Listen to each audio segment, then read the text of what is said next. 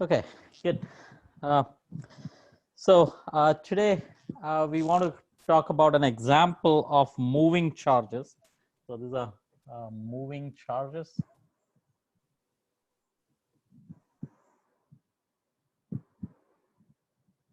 So we can say potential due to moving charges, and here we will talk about the uniform velocity. So the motivation is if you have a point charge, right, just sitting somewhere, we do know what is the electric field and magnetic field.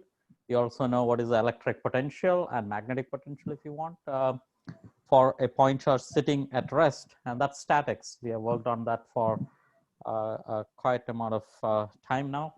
But now we want to make it move, and the simplest motion you can talk about is it moves with constant velocity, and acceleration, it gets much more complicated, but we'll come back and do the acceleration part. But let's say it's moving with uniform velocity. So what we're talking about is, so this is a straight line. So let's make it a straight line motion, and that is a positive charge, and this moves along the z direction. Let's say that's a choice. We say it is on the z axis, and it's moving with constant velocity v, right? That's the motion. If I were to talk about the position of the charge as a function of time, so let me call it Ra as a function of time. Since it is on the z axis, x and y are 0, so it's 0 in the so no motion in the x direction. There is motion in the no motion in the y direction, and there is motion in the z direction, and that's, let's say, at time t equal to 0, it was right at the origin, and as we are proceeding, it evolves into z. So that's vt in the k direction, right? Justin, you're back. Okay, so we just began. We waited for few minutes, then we thought, you're so excited about exercise, maybe you'll forget us. Okay, no. So we're just talking about moving charges, like all the time we were talking about statics. Now it is moving, and the easiest is to talk about uniformly moving charge, so with uniform velocity. So the simplest, one of the simplest is without losing any generality at all, it's on the z-axis. So 0, 0 represents it's on the z-axis, and it starts from the origin at time t equal to 0. This is also 0. So start from the origin and moves on the z-axis uniformly, right? One of the straightforward, simple motions. So velocity will be derivative of this. Like velocity as a function of time, 0, 0. So that's 0I plus 0J. When you take the derivative with time, this becomes plus v in the k direction. Simple motion. If I were to talk about charge density of this, so since there is a charge now, charge q here, it is only at one point in space. So charge density, so charge per unit volume, right, where r now, so now this is a time dependent quantity. So this is a time dependent quantity. So this is comma t, right? So this charge keeps moving, and charge per unit volume survives only at one point, and that we represent by delta function, right? So it is q per unit volume, charge q per unit volume, but that volume is only at one point in space. So that's a special function. That's a delta function. So that's delta function of r minus where does it survive? This volume has to survive at only one point in space, and that's where the charge is sitting. So that's r minus r at.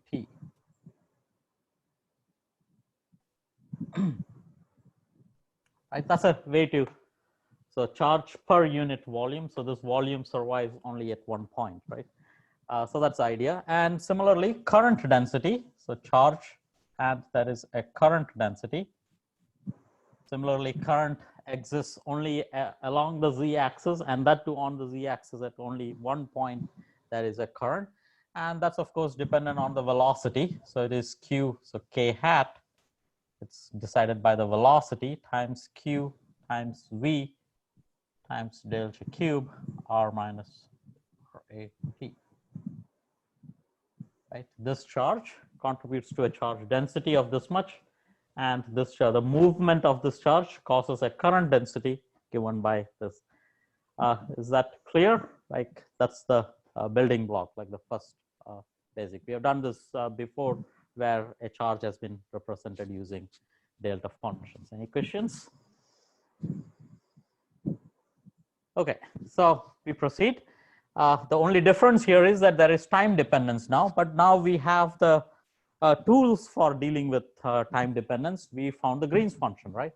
So we are interested in electric and magnetic field. Before electric and magnetic field, we want the electric potentials, right? So we found the electric potential. This is pretty much the electric potential that we talk about a point charge in introductory physics course. But now there is time dependence, and we know how to deal with this. That's equal to 1 over 4 pi epsilon naught.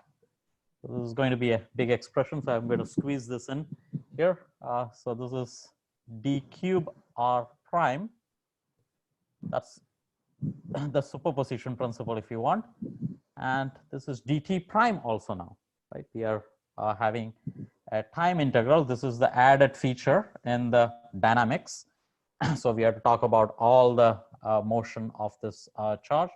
And the Green's function, we said, was a delta function of t minus t prime minus of r minus r prime over c divided by r minus r prime. Okay. If we were doing statics, we wouldn't have this delta function piece. Like we keep adding charges, right? Wherever the charges are sitting, this is superposition principle. Only the charge density comes up. This is now we are integrating over r prime and t prime. We don't integrate over t prime in the earlier case. The same thing with the current density also. So that's a r of t, the the vector potential also, and that's equal to mu naught over 4 pi, and rest everything is pretty much the same. So I'm not going to write it exactly the same piece here, except this becomes current density. Right? This is the idea that charge creates an electric potential, current creates a magnetic potential, and electric field and magnetic field are almost immediately got from these quantities. Take the derivative of this, that gives you that. And now the idea becomes, so if we wanted to evaluate this, so our exercise today would be to evaluate this, and we will see relativity showing up here. In practice, this was the first place where relativity really showed up and motivated Einstein to interpret in the sense we understand the space and time transformation as we study now. But our exercise will be to evaluate these integrals. Any questions at this stage? Right. So we will be evaluating the integral involving a delta function. It seems like it should be straightforward. Delta function integrals usually are the most immediate ones, but this is a slightly different delta function. It's not linear inside, there is a square root inside, so that will be a little tricky part there. Otherwise, this is the same ideas. Okay, shall I proceed? Yeah. Yeah. Okay. So it should just where did you say there's a square root inside the delta function? Yes, square root because the magnitude, right? Magnitude has a square root in it, correct? Right. Magnitude is x squared plus y squared over z squared, and that's another square root. Okay. So it's not a straightforward delta function, and we will spend some time working on it. And this is the simplest thing you can talk about, right? Uniformly moving charge. And if it was a accelerating charge, the square root becomes more complicated. And that is a challenge with dealing with dynamics. It's not straightforward. Exact solutions are possible only, or rarely possible. But we will deal with acceleration in an approximate way. What we will do is we'll talk about radiation. We'll take r tends to infinity and say that we are not interested in fields really close to the charges. Let's go very far away. Like when we look at stars, we are really far away. So radiation works pretty well in the far regions, and there it's pretty much equivalent to being exact, but our construction of the problem itself is by saying that we will be interested in fields in the far regions. Right. So in that sense, it's solvable there also. Okay. So if I proceed, notice there is a three delta functions in here. Right. So this has three delta functions, which are all linear. So in principle, that's immediately doable. The spatial integrals are immediately doable, right, because of the delta functions that appear inside in there. So in that sense, I can immediately write this down. I have 1 over 4 pi epsilon naught, and there is a q coming from here. So it is q over 4 pi epsilon naught. So the three integrals are done, and the time integral is remaining. And I already said that that's not going to be, we won't be able to do it with our current knowledge. We just have to introduce a little more on delta functions there. These three integrals are gone, so there is no charge density anymore there. But here, all the x primes, because charge density is at x prime, that will be replaced by 0, 0, and v times t. So accordingly, this will be t minus t prime. And this time I will write the square root explicitly. This is the position of r prime is at 0. So this is x minus x prime, but that is 0, x square plus y square plus z minus z prime, but z prime is v times t, because the charge varies the charge at a certain point of time. So that's the position of the charge.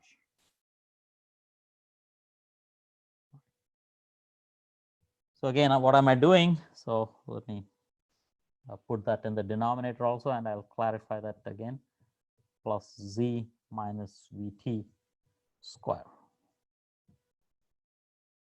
Remember again that x, y, z is the observation point where we are measuring the electric and magnetic field, and x prime, y prime, z prime is the position of the charges, but that has been replaced by where the charges are. X and y remain 0, and vt is the position of the charge, right? At a certain time, it keeps moving.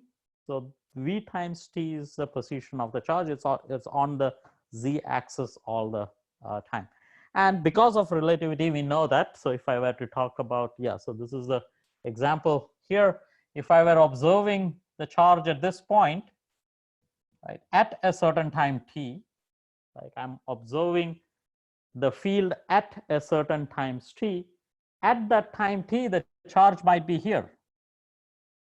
But what I know about the charge comes from a retarded point, retarded in the sense the signal had to take, it took some time to reach here. So you have to project it backward. So even though at time t, the charge is here, I might be getting information about a previous point. It is like if light is coming from the stars and reaching us today, the light takes light years to reach us, so years to reach us. So whatever we are seeing in the sky is all in the past, right? It is like a traveler sending us postal messages, not emails. Emails are pretty instantaneous. Think of a traveler traveling around the earth, and he or she is sending us postal messages, and if it takes a long time to reach us, today when we are reading the message, it might be 2 days old. So we don't even know whether the person exists as of today or not. So everything is in the past. The same idea here. The charge might be here, but the information about the charge, which is the electric and magnetic field, is coming from the past, right? So it is retarded. So we say retarded time. So this is the retarded time, t minus how much distance. This is the distance, x squared plus y, the square root of that. That's a distance divided by the speed of light, because it's a light that is sending us the information. So it is a retarded time by the amount of time light took to reach us, right? So that's what we want to evaluate. And I messed up a little because it was t prime. This is all t primes, right? So this is t prime. It's not the observation time. It is the position of the charges that is coming in. So that is t prime. Right. And we want to evaluate one. If we have evaluated this integral, we know the electric potential, we know the electric potential, we know the electric field and magnetic field. So it's just one step that we want to evaluate this integral. And that's a challenge. And that's what we want to work on today. Just for completeness, let me write the vector potential also. So A of R of t, it's pretty much the same integral we had to work with, but that is epsilon gets replaced with mu naught, current density gets replaced with J, but J is K times V, right? So we have Q over 4 pi. So let's say Q times V times K hat over 4 pi, right? And there's a mu naught. And rest everything remains the same, right? So the same integral shows up there. Any questions? So we have to work on that integral. Okay. So notice if we have to work with this integral is getting evaluated at t prime. The t prime shows up at two places. One is here, and that's there. We have done these integrals before, but only when there is a single t prime, linear in t prime, we know how to work on it. This is a different entity a little, so we want to learn that a little. Okay. Any questions? Is the motivation clear? Yeah. Okay. Okay. So let's do some remind ourselves of our delta functions. So if we are doing delta functions, we know the property of the delta function, that dt prime delta function of t prime minus let's say a of f of t prime. So our simple so the procedure is without worrying about the details of what delta function is and all, this integral is the easiest to work with. Forget the integral, equate whatever is the argument of delta function, set that to 0. So that has a solution. So that's t prime equal to a, and replace t prime equal to a inside of the function, and that's your answer, right? So that's how we have been using delta function. Perfectly fine. That works great. The easiest integral one can do. But now we do not have this linear structure in there. So let's do a little more than this. So let me talk about, again, I won't prove this. We can. Any other semester, I would have spent a whole lecture on this itself, but with only 2 weeks remaining and we are way behind, I'm just going to make this short. Okay. So the point is, let's think of this being t prime square minus a square, right? F of t prime. That's a new thing. And how would you evaluate that, or any guesses on what will this be equal to?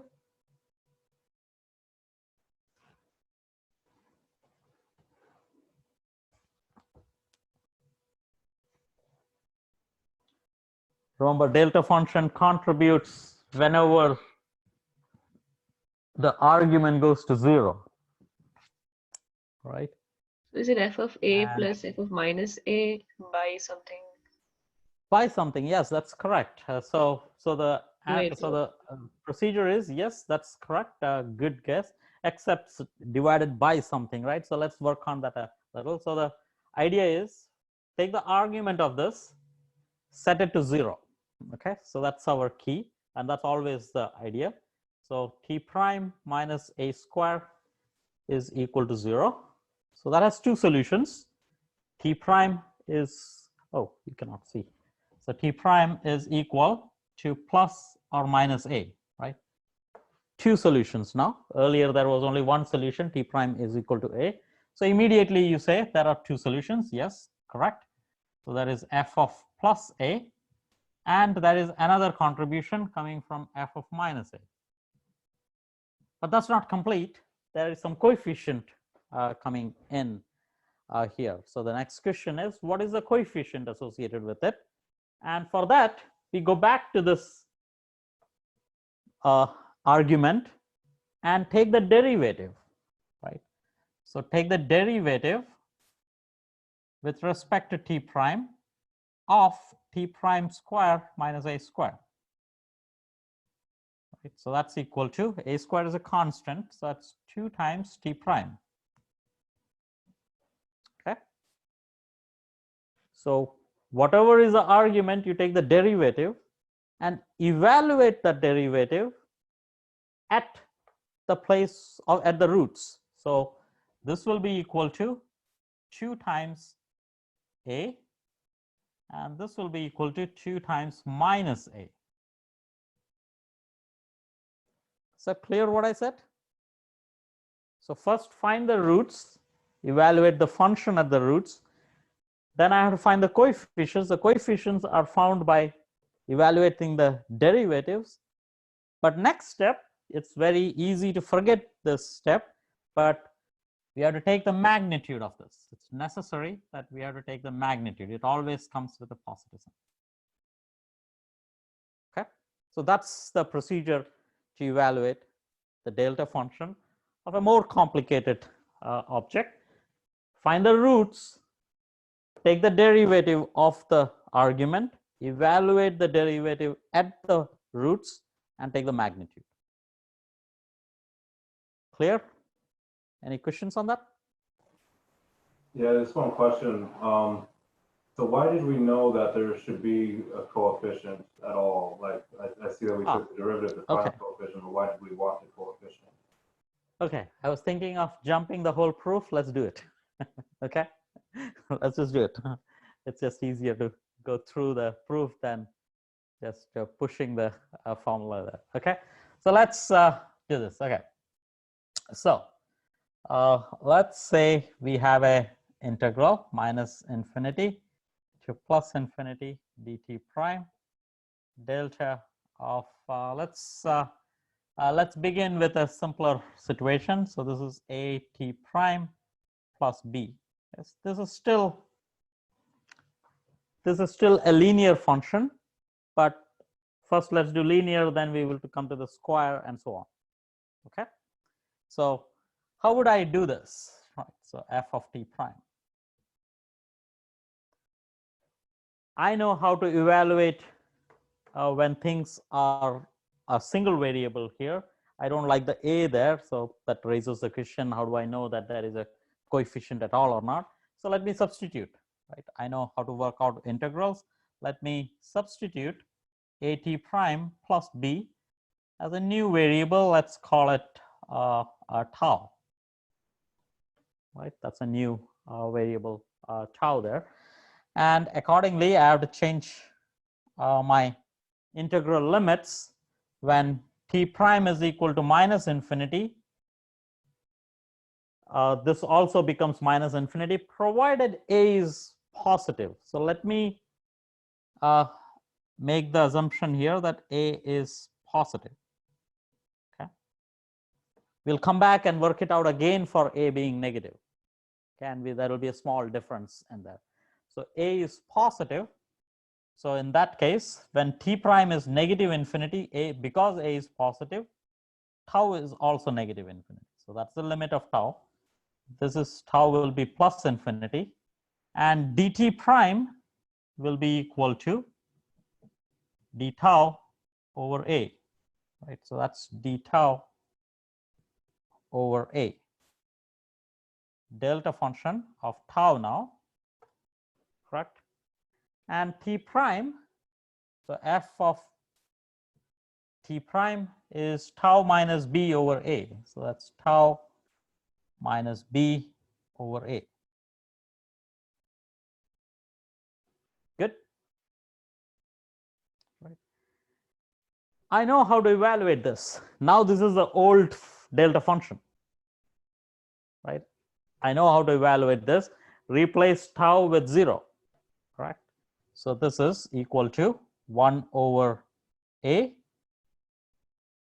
times f of minus b over a. See that coefficient coming in the denominator? That's the reason why there is a coefficient there. If a was negative, let's go back and try to see what happens if a was less than 0. Right. So is this visible in the board yet? No. Needs to be moved. Right. Still in the picture. Yeah. If a was less than 0, I will do the same thing, same substitution, but what changes is when t prime is equal to minus infinity, since a is negative, tau becomes plus infinity. Like the lower limit, so when the same integral I'm working out, but the lower limit is now plus infinity because a is negative, right? When t prime is negative infinity, tau is actually plus infinity because a is negative. So the limits change, rest everything remains the same, d tau over a delta of tau and f of tau minus b over a. This is exactly the opposite of that. So this will give you minus 1 over a f of minus b over a. Correct? But then these two are the same in the sense that a is negative. In the first case, a is positive. The second case, a is negative. The negative of a negative quantity is positive. So both answers are contained in the fact that it is the magnitude of a times f of minus b over a. Agreed? Okay, so that's why there is a magnitude of this. So now you should be able to appreciate why there is a magnitude, why there is a coefficient, and why it is evaluated at the roots. But it's not very clear why it keeps on adding, right? Well, this is all for linear. What happens if it was not linear, right? So let's see that. A very simple scenario. So,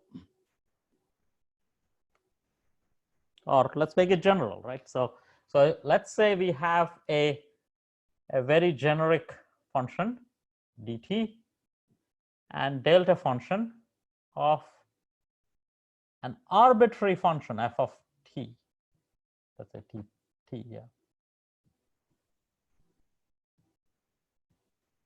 Like f of t could be arbitrary, like a quadratic term is the easiest, but in general, this could be sine of x, cosine of x, lots of, and in your homework, you deal with this being sine of x, for example. Okay, what if this was sine of t? Then the sine of t goes to 0 at various places. But we are interested in the case when f of t is equal to 0. Right? Immediately its roots comes in. Whenever there is a function or whenever there is a polynomial set to 0, how does it contribute is find out all its roots, and this is t times t1, t minus t2, and so on. In general, it can have infinite roots, right? And that's equal to 0. And in principle, in front, there could be a constant. There could be a constant a also in here.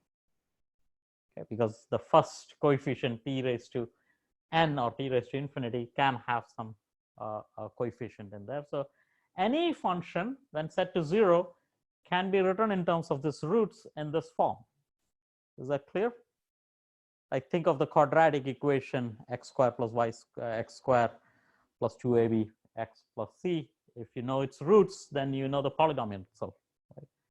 And once you have that, you want to evaluate this at t equal to t1. You want to remove this piece out, right? What is it? So, so the question is at t equal to t1, what is the contribution?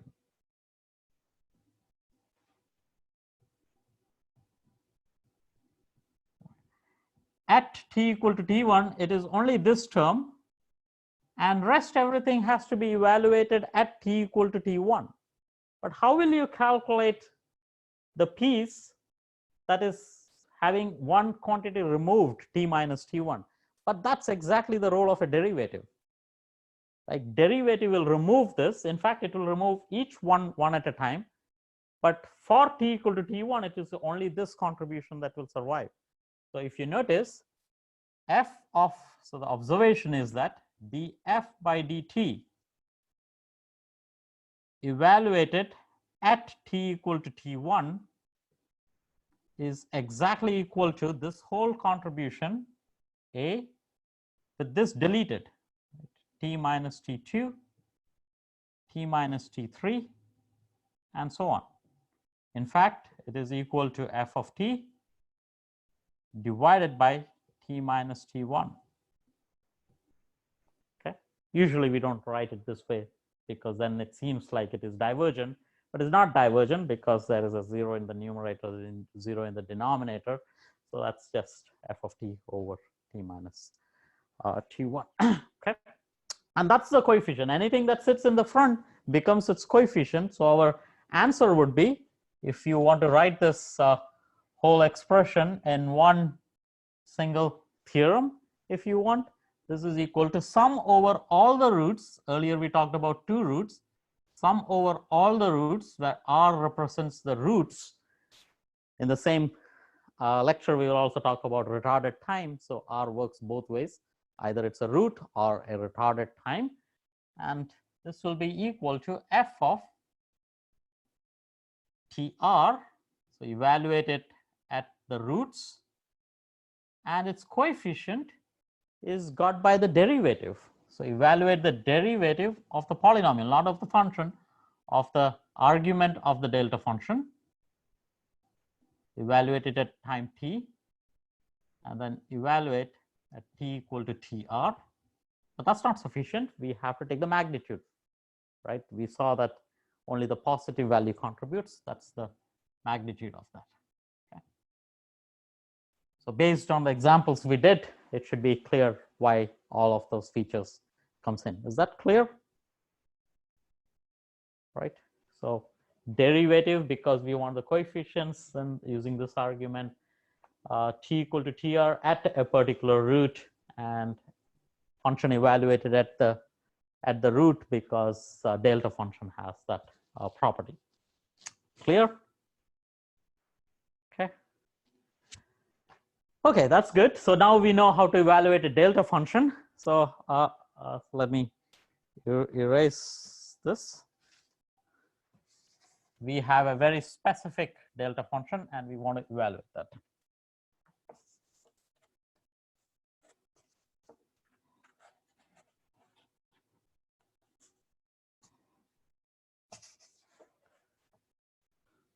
Okay, so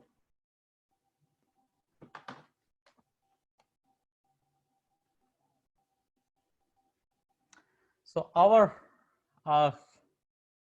delta function involves the following, right? The delta function that is there is t minus t prime minus 1 over c times square root of x square plus y square plus z minus vt prime square. Like pretty messy expression there. And we want to find out for what t prime is a 0. If you want to evaluate this, like what we said just now, set the argument to 0, solve for t prime, and then find the derivative. Correct. So let's call this f of t prime, let's say. Right. So f of t prime, using the same notation as earlier, That's t minus t prime minus 1 over c. Same thing, copy.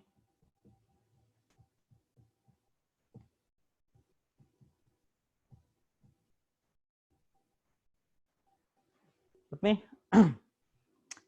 Then I will set this to 0. So there's two exercises I have to do.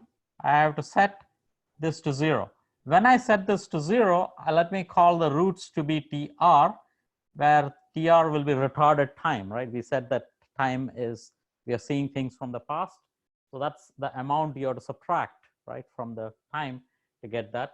So whenever this t prime is equal to, whenever this function is equal to 0, that's when the argument of the delta function is actually getting to 0.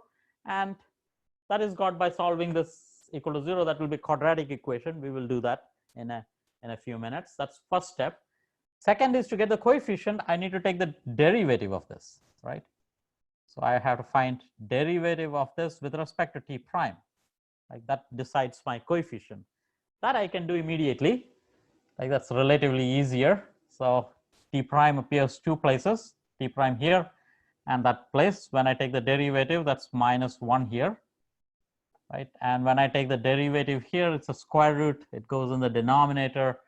So let's do this. So this is minus, there's a factor of 2. So this is square root goes in the denominator when I take a derivative. Z minus Vt prime square, right? And there was a factor of half, which cancel the 2 here, but then there is a 1 over C and Z minus Vt prime. And finally, I have to take the derivative of this t prime, that is minus V. Minus cancels the sign here, and there is a V, so I'll put the V there. Right. So that's the derivative of that whole function. Okay. We also have to take the magnitude of this piece. So magnitude is important when we take the coefficient. So I have to take the magnitude, right? Whatever I evaluate, this is the magnitude I evaluate. This is always less than 1, right? Because V over C is less than 1. Z minus Vt divided by some quantity, which is a square of that with a square root, that's greater than 1. So if I change the sign of this, that will be always positive. So it was a minus and a plus, I made a plus and a minus. So that's always greater than 0. Right? That's greater than 0, greater than or equal to 0, let's say. Okay, in the extreme case, when things are moving with speed of light, then that will be equal to 0. So now I have all the ingredients. So two things I had to do: this over this and the root. I can do one thing. This is a quadratic equation. It will have two roots for the retarded time. Let me pretend that I know T of R. That's an exercise I have to do. Let me pretend for a moment that I have already evaluated this. Okay, I know the retarded time. That is got by setting this equal to 0. That's a quadratic equation. I'll get 2 times. Or I changed my mind right while I was talking. Let me do this so that there is no confusion. Okay, so let me first evaluate the retarded time. That's a quadratic equation. Let me set that. So now first step was to find the derivative. Done. Now go back and calculate the retarded time. For that, this is I have to set this equal to 0. That's the same as C times T minus TR. T prime is TR now. T minus TR, square it. Right, that's equal to x square plus y square plus Z minus VTR square. But I square the right hand side, I should square the left hand side also. And we want to solve this for the retarded time TR. Okay, so we have to do some rearrangement here. All the squared quantities has to be brought in here. Everything, write it as a quadratic equation, right? So a little algebra here. So let me divide out by C square while I'm doing this. So there's T square plus TR square minus 2 times TR. That's what comes out. C square, I'm going to divide out all through. That's equal to x square plus y square plus z square divided by c square. I pulled out a z square from there. And this is plus v square over c square times tr square.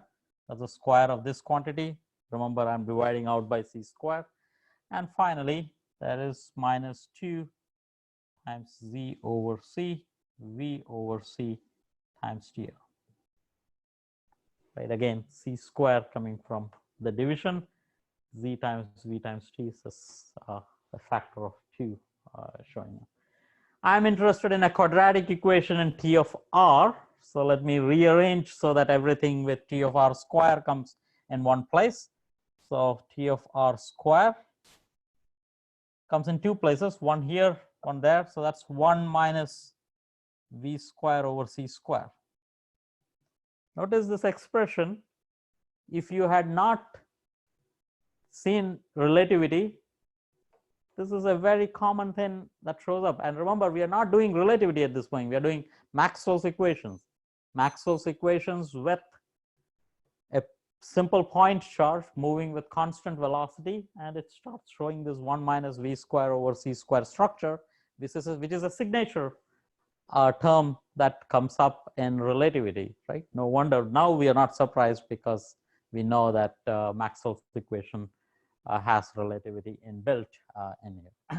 Okay, so that's first piece. So that's taken care of, right? And next is the linear term. So 2 times TR, that's T. So that's this term. And there's one more term that is TR here, right? So 2 times TR. This is a positive quantity when it comes to the left, but I want to write it with a negative sign outside. So this is minus, right? Minus Z over C, right? And V over C also. Right? That's the coefficient. So it is ax squared. So if you think of quadratic equation, this is ax squared, 2 times b times x. And whatever is remaining is your c, right? So this is plus t squared minus of this whole piece. That's equal to 0. So that's your c factor in the quadratic equation. Still messy, but you cannot help it. And it seems like this is symmetric. It's not actually. At least this piece looks symmetric. But z, that we have killed the symmetry of the problem, because the charge is moving along the z-axis, right? Z has a preference. Z-axis is very different from x and y-axis. So there should be no symmetry, and there is no symmetry. Z floats around here and there, but x and y, wherever there is an x, you will see a y also coming up, correct? And we want to solve this quadratic equation, and let's that's easy. Quadratic equation we know how to solve, and T of R is equal to, right, coefficient of the x term, so it is plus 2 times b, right? So it is plus 2 times t minus z over c times v over c, right? And plus or minus b square minus 4ac. So b square is so this is square root now. So it's 4 times t minus z over c times v over c squared, right? And minus 4ac. So that's minus 4. A is 1 minus v square minus c square. So I'll squeeze this in here. And c is t square minus x square plus y square plus z square over c square. Okay, is that clear? Readable? Okay. Okay. And divide the whole thing by 2 times a. So that's 2 times 1 minus v square over c square. It's a quadratic equation. Yeah, very messy, but But that's a quadratic equation, solution to the quadratic. That's a retarded time. That's the times when the delta function really survives. But there are two solutions in here. That's because one is in the past and one is in the future. Okay. And we want to remove that time from the future. That's by causality. We will require that things from the future do not come and affect us in the present. So one of the solutions will not be there. But as of now, there are two solutions. Let me just write it down as it sits. Okay. So what is this equal to? I want to manipulate the square root a little bit. So first of all, the two factors of 2 all cancels out, right? 2's and 4's are all gone. And this can be written as 1 minus v square over c square times t of r is equal to t minus z over c times v over c. And then plus or minus in the square root, which I want to process a little bit. Okay, so that is a t square. So notice there is a 1 multiplying a t square that comes with a negative sign of the factor of t square that's there. So t square cancels out. So that's easy thing to see. But let's do that. So I'll have to go to the next board space. So hopefully it's hard here because you won't be able to see both of, oh yeah, both of them actually can be, so you can still see this square root part, right? So I'm going to manipulate that on the next board space. So this is, if you allow me, so this is t square plus z square, c square, v square, c square, that's the square of this, minus 2 times t z over c, v over c, right? That's the squared quantity from here, and minus of t square and minus v square c square times t square. Like those are the two pieces when you expand out the v square c square. And then there is a minus x square plus y square plus z square over c square. And finally, there is a positive term plus v square over c square.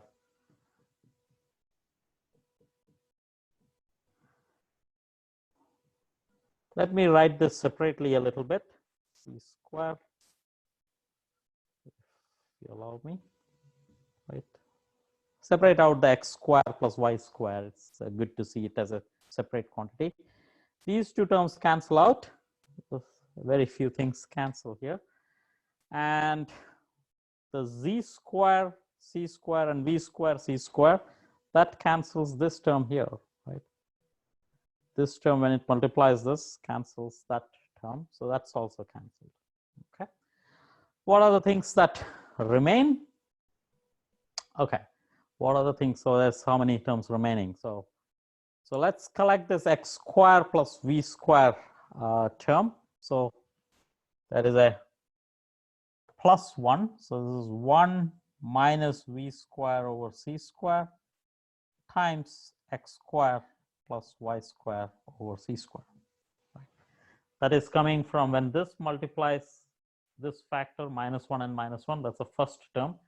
And the same thing here, v square c square multiplying that, that's the second term. So some terms has been taken care of there. And whatever is remaining, there are 3 terms remaining now.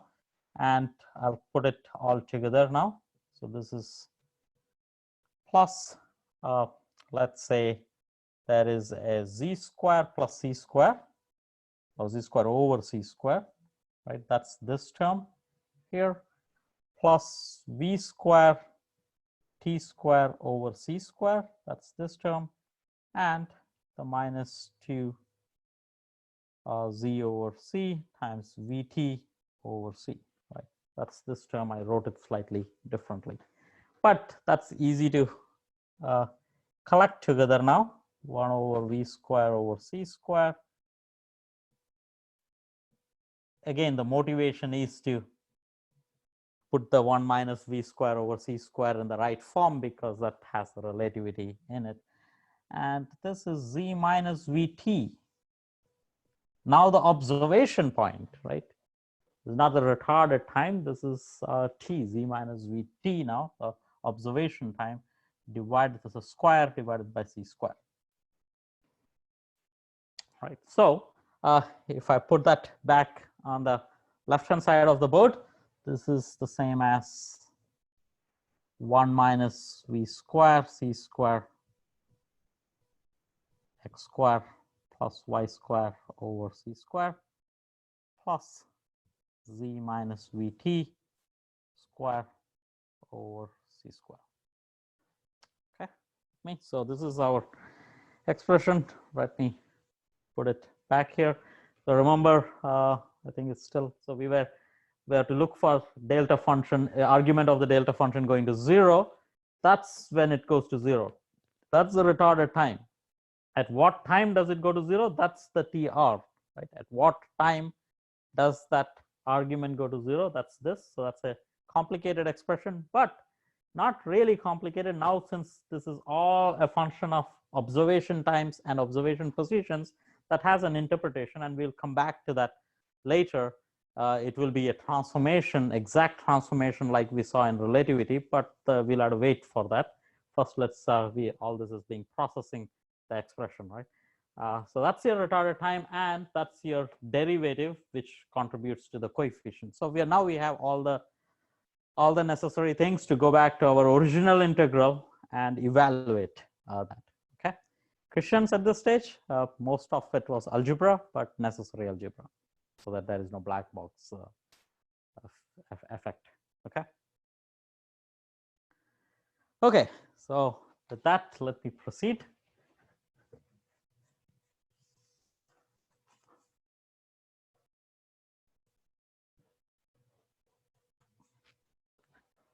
Okay, so remember our original problem was, okay, now let me rewrite it. So our problem is to calculate this electric potential, right? That's our original problem, and that is Q over 4 pi epsilon naught time integral dt prime minus infinity to plus infinity and delta of t minus t prime minus 1 over c x square plus y square plus z square, or c minus vt prime, right?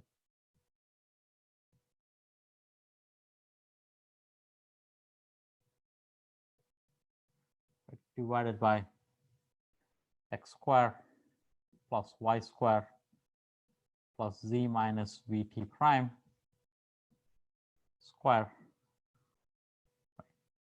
So this is your small ft, that's your capital FT. So once we know how to, we have found the roots, you know how to evaluate this, right? So how will you evaluate this? There are two solutions. One is plus or minus solution. There are two solutions.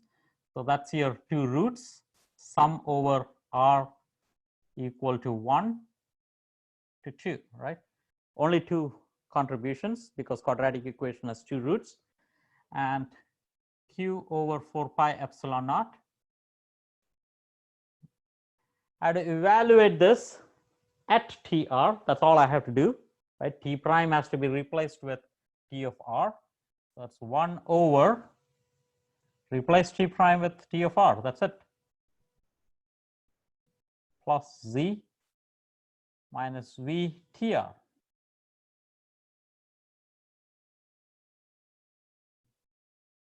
Right, that's my potential. Remember, your electric potential, if it was statics, if velocity was 0, then it is just 1 over r, and that's what we see, that's 1 over r. But now there is a whole coefficient sitting, and so remember the derivative, 1 over the derivative of the argument of the delta function, which we calculated on the left hand side here, right? So that's 1 minus, so this is 1 minus V over C times Z minus Vt retarded time here, TR, divided by, again, there is an x square plus y square plus Z minus VTR square.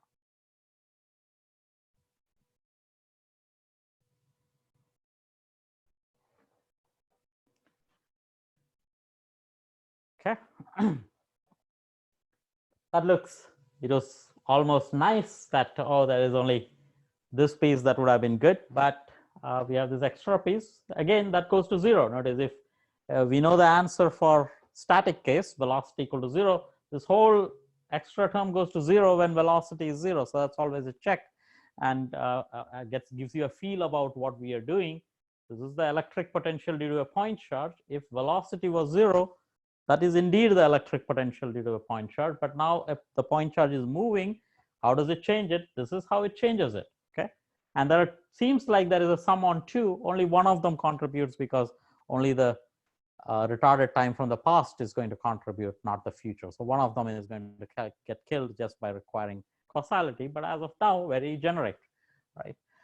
This can be immediately simplified in a sense. This can be multiplied here, and this can be, when this multiplies to the second term, this to cancel out. So this is equal to, so R Q over 4 pi epsilon naught,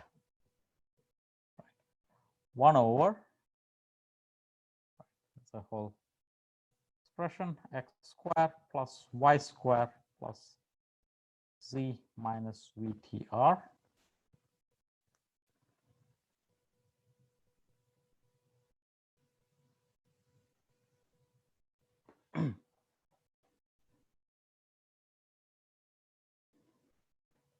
Okay, minus of V over C times Z minus VTR.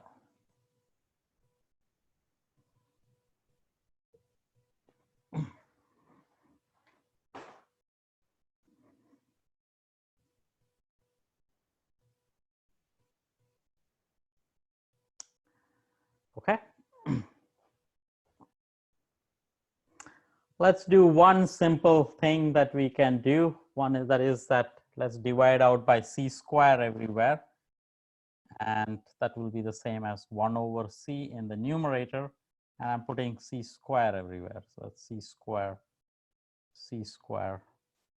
and C square, right?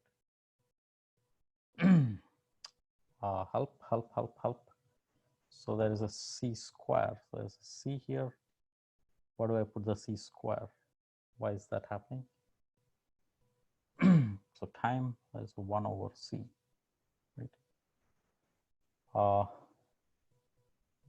Z over C is time. What happened to my dimensions? Am I correct here? Z over C square, that's correct. Z over C square. I Z feel like over if you C have extra square. 1 by C in the second part of the term, is there? Is there an extra C? Because, oh, because, yeah, I don't need C square. Yeah. Yeah, because this is not under the square root, right? Yeah. Yeah, good. So, yeah, now it's better. Yeah, I was missing that. Okay, thanks. Okay, nice. So that's what this is. And now we are to compare this with what we had earlier, right? So we want to rewrite this. So let's evaluate this. If we compare whatever we have, is it the same as earlier? Help. We have this evaluated at TR and 1 minus V square over C square. I want to process this a little, right? Maybe a little. Okay. Yeah, so this is equal to, remember, yeah, so this is the same as square root, again, Q over 4 pi epsilon naught and 1 over C. So let me put it in front, 1 over C. And this is the same as, what is the square root equal to?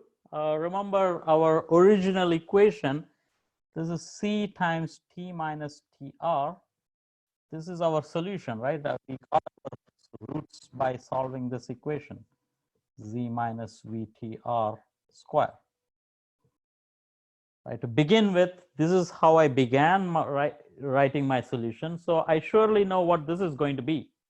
Right, this is nothing but this. So that's C minus TR. So the first term was easy to get.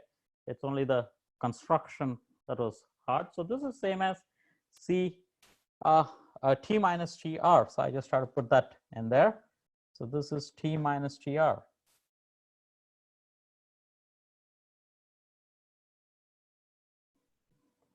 If you want, C can be multiplied in there, but I'm dividing it out. And then this is minus V over C. Let me rewrite that again, right? So that's T minus C over V. I think so. Yeah. So this is help.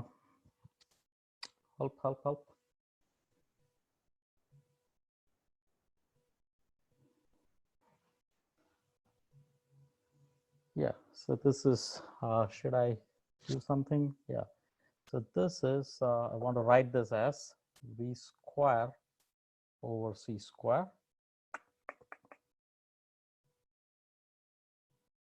Yeah. So this is V square over C square plus V square over C square TR minus V over C times Z over C, right? That's perfectly valid, right? Probably, yeah, I think so. Okay. Second piece, I'm struggling a little, but give me a minute and that will come out, okay? So this is now answered.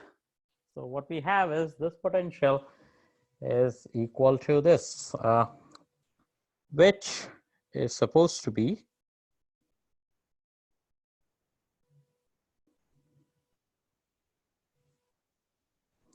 some, yeah, let's rewrite this. I got it.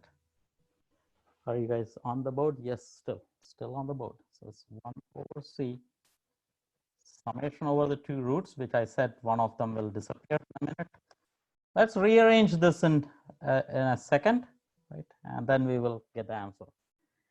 Let's put this all together. So let me write TR in one place and the other T's in the other way. So this is T minus V over C times Z over C. That's I'm combining two different things together, and minus of 1 minus V square over C square times TR. Great. Right. And now if you compare with what we found as the roots on the other side of the board, notice this, like if I were to highlight this denominator, this denominator is exactly what we found for the root, right? If I were to bring this onto the left hand side, that's exactly the square root of that quantity, right? So if I were to write this again, this is T minus Z over C, V over C, minus 1 minus V square over C square times TR. Two solutions, put it on the other side, it doesn't matter which one it is. 1 minus V square over C square, X square plus Y square over C square, plus Z minus VT square over C square.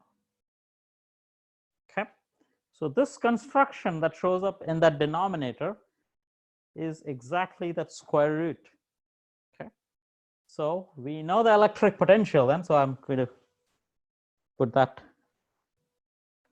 So we can actually replace that, and that's your electric potential. So that's 1 over C, 2 roots, Q over 4 pi. One is a positive one is a negative one. One of them we're going to say is not causal and remove it. So that's 1 over square root of x square plus y square over c square times 1 minus v square over c square. That's your relativistic correction coming in, plus z minus vt squared over c square, and the whole thing inside a square root. Okay. And there is a plus or minus that's decided by, so let me say there's a sign plus or minus 1 decided by the roots, right, which one it is. And now we use our condition that statics should come up. So notice if v was equal to 0, right, we know the static solution. That should be positive solution, right? So if v was equal to 0, we do get the old solution, x square plus y square, v, this term doesn't come in, that doesn't goes away, x square plus y square plus z square. There is a c square in the denominator that cancels the c that is exactly that is needed. So that velocity v tends to 0 gives us the right boundary condition, or the causal boundary condition that, oh, we don't want both the roots, it's only one of them we want. And that makes a choice. And at this point, using that condition, you can delete that, and you can delete the negative sign also. And that is the simple 1-point charge moving with a uniform velocity. How does its potential change? That's how it changes. The x square plus y square, anything that is perpendicular to the motion, that gets corrected. Like everything that is perpendicular to the motion, those points get corrected. In fact, it decreases by a certain amount. So things squeeze in the directions perpendicular to that. And in the direction of z itself, that is scaled. You move the origin a little bit, basically time, the retardation after time comes in the z direction alone. Okay. So if we were to plot this, actually this is the electric potential. Now we have to calculate the electric field and the magnetic field, which is your homework problem, right? Starting from these expressions, you have to take the derivative. Remember, your electric field is a gradient of the potential minus dA by dt, right? So since these are derivatives, these are relatively easier. You have to take the derivatives of this big expression. Just follow the tedious algebra, that's all. But eventually, when you get the electric field, we have to analyze. And in the last, I'm already 6 minutes off time, but we started a little late, so I think I can take more time. So let me take 5 minutes to see how this electric field will look like. So it's good to have a physical picture of what happens because of this motion. Okay. So notice, let's first talk about how does this look like if this was static, right? Static field, we know the electric field looks like this, correct? So everything. Right. So there's a length of the vector has a meaning, right? It keeps going, but the length of the vector, let's say, has some magnitude associated with this. So this is spherically symmetric.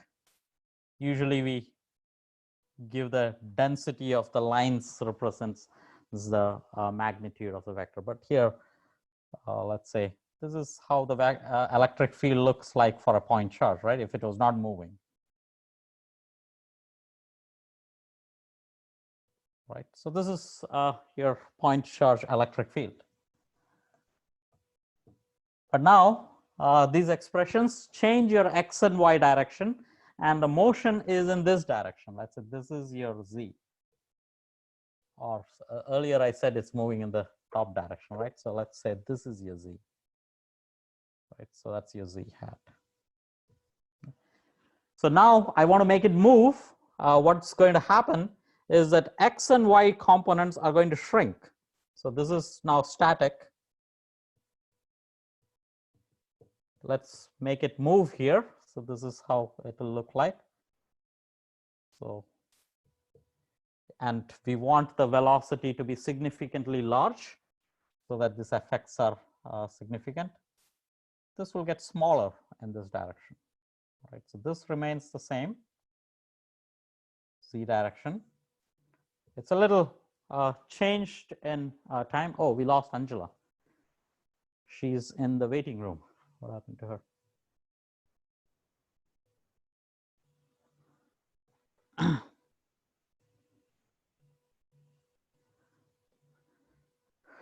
Angela? It kept kicking me out. Okay.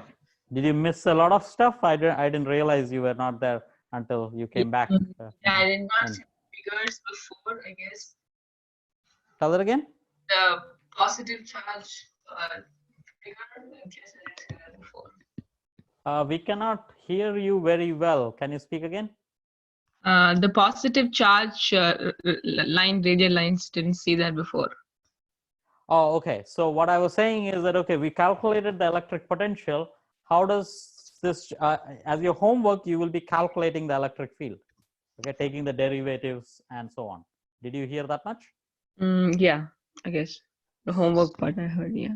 Yeah, homework part you heard. So now I'm showing you how the electric field will look like. Whatever you calculate, how will it look like in real physical sense? If it was static, this is how the electric field looks like. It comes out of the board also, but I'm not showing that.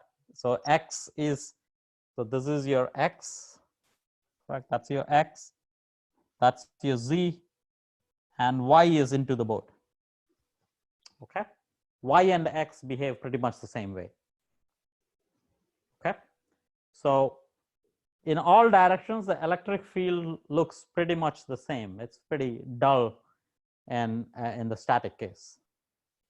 Okay, but what happens in dynamics? So now it is moving, so Z is equal to V times T, right? That's our motion. And remember again, Z is in the vertically upward direction on the board. All the directions of the Z squeeze, the electric field gets squeezed, right? So this is if you want, all the electric field lines are that is spherically symmetric. Here it is an ellipsoid because there is a Y also, right? As you get faster and faster, this squeezing effect gets larger and larger, and the electric field in the X and Y direction gets larger and larger. So this becomes a disk, right? This is a sphere. This is an ellipsoid. As you squeeze it in, this pretty much becomes a disk, in the sense most of the electric field is confined to a very small region in space, like a conical region in the space. If you want, this also should be there, right? Is that clear what I'm drawing? Okay. And there is a directions coming out of the board also, which is an ellipsoid. Okay, clear? No, right? And this is the motion. We have to have a magnetic field also associated with this, right? What is the magnetic field associated with a static charge? Zero, right? It's not moving, so there is no magnetic field at all. But the moment it starts to move, or in fact, it doesn't even have to move, the observer just has to move the opposite way. So this is all an illusion in principle, because it's nothing is real. Electric field and magnetic field are very relative. You don't have to really make the charge move. If you're moving relative to it, that's sufficient. So if this has a relative motion, the moment it has a relative motion, this has a current associated with this. So the magnetic field will be perpendicular to that. So let me show that in a different diagram, so that otherwise there will be too much clutter. So this is the direction, right? That's your Z direction, that's your velocity. And the moment a positive charge is moving, so there will be a magnetic field, which will be in circles, right? So this will be the magnetic field. Lots of magnetic field on the plane, and it gets weaker and weaker as you get away from it. So this shows that it is weaker and weaker. So there is a loop effect there. So if you, so this smaller structure shows that the magnetic field is weaker here, stronger there, right? Around the charge, there is a lot of magnetic field which is stronger, and as you get away from it, that gets weaker and weaker. So if you show me, let me show you one more thing that's weaker, that's weaker, it's weaker. So it's as you go away from the charge, it's weaker. But nothing new is happening. The amount of energy stored around this charge will be exactly the same as the energy stored in the electric and magnetic field. Energy cannot change. Like there are invariants in the whole problem, which makes sure that there is nothing wrong. It's just, it looks different, significantly different, because these are not Lorentz invariants. Electric field and magnetic field is not invariant at all. In fact, there is a very classic example, classic limit, you can say. What if this charge was going extremely fast, like this velocity v approaches the speed of light? It cannot become the speed of light because it has a mass, so it cannot become the speed of light, but it can approach very close to it. And in that case, you can show that this electric field here really will squeeze in into a disk, a perfect disk, and shows that with a delta function. And all these expressions become very simple, extremely simple, and very intuitive in that case, because in that case, the electric field is really in a flat scenario. In fact, that will be the electric field in 2 dimensions. Electric and magnetic field in 2 dimensions is pretty much reproduced by a charge moving extremely fast in one of the directions. That's a counterintuitive statement. You wouldn't expect that if you go very fast in one direction, world will look actually 2-dimensional in many ways. At least in the electrodynamic case, it will be, world will be 2-dimensional if you go too fast. Like nothing happens in the 3rd direction because there is no signal transfer, right? You cannot see anything forward, you cannot see anything backward. All the signal is squeezed in the plane. So you're surviving only in one direction. Very counterintuitive statement. If not for relativity, you wouldn't see such an effect. Okay. That's all. Any comments, questions?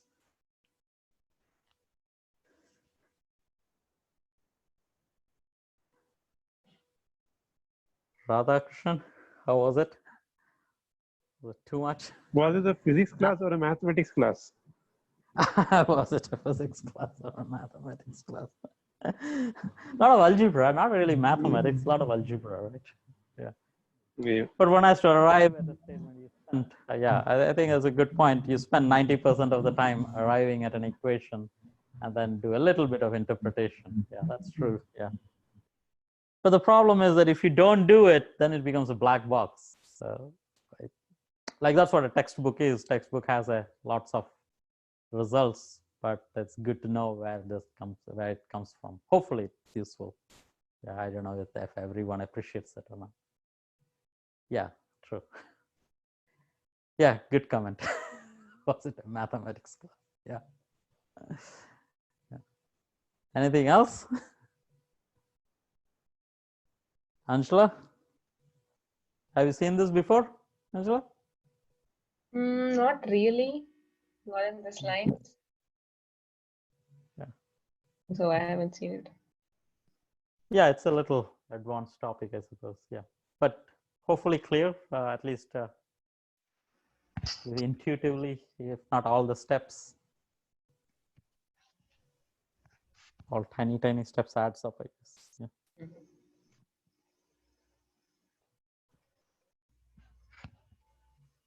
Oh, did we lose Angela? Oh, did Oh, yeah, no, okay.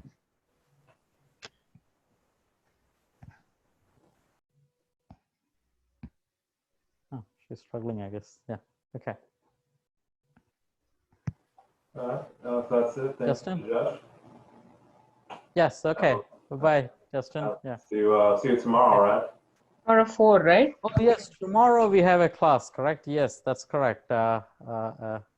Extra class. What time was it? Yeah, 3. What did we agree? 4. 4 o'clock. 4 o'clock. Yeah. Okay. Okay. Good. Okay. Okay. Yeah. Right then. Okay, Mr. Radhakrishnan, it was nice to meet you. Yeah, also nice to meet you. Bye. Got the name. Radha Krishnan. Yeah, Justin. Yeah, it's a hard name Radha for you. Krishna. Yes. Nice to meet Yeah, you. yeah, yeah. All right. Yeah. Goodbye. Bye. Bye. Oh, I Hey, muted brother. the audio. I muted the audio when I said thank you to the menu. They could not hear that.